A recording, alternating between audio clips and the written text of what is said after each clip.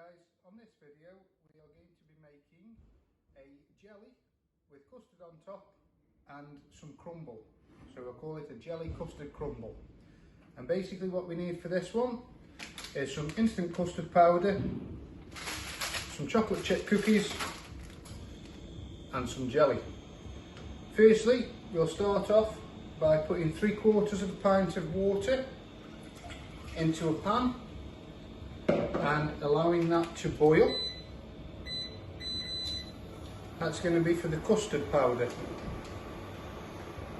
Then what we need is some of the kiddies to break up these cubes of jelly and put them into either a bowl or a jug like I'm using. And then we're going to add to that 1/2 pint of boiling water, which I've already boiled in the kettle. Again, you could boil it on the stove if you wanted to, and being careful when we're stirring it because it's boiling water. We add that to the jelly and we stir that in now with a spoon or a whisk very carefully until the jelly dissolves. And then once that's stirred in, we'll pour the jelly into a dish. You could use a dish like I am, or you could use some smaller dishes, individual portions, and a little bit like Blue Peter.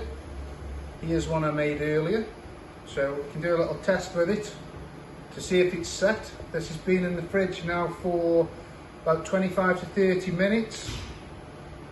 Let's hope for the best. That's okay.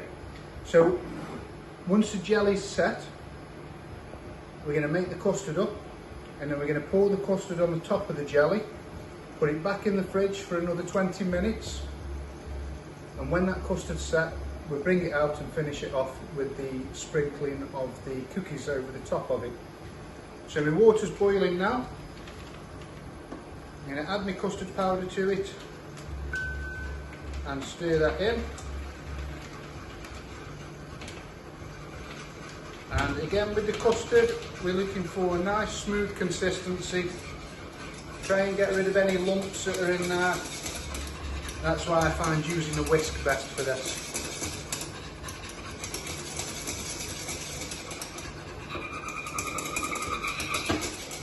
And instantly like that, we have the custard ready.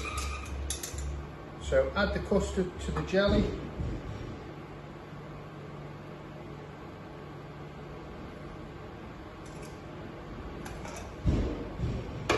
Place in the fridge. So after 25 minutes, the jelly and the custard are set. So we're now going to take one of the cookies. Nice little job for the kids to do this. Crush them up in your hand and basically sprinkle it over the top of it. And this is what we're going to use as the crumble mix. You could also sprinkle some of this over the top of it just before you put the custard into the fridge, and then what will happen is when you cut it out of the dish, the cookie will sort of set in with the custard. And that's it. Jelly custard crumble.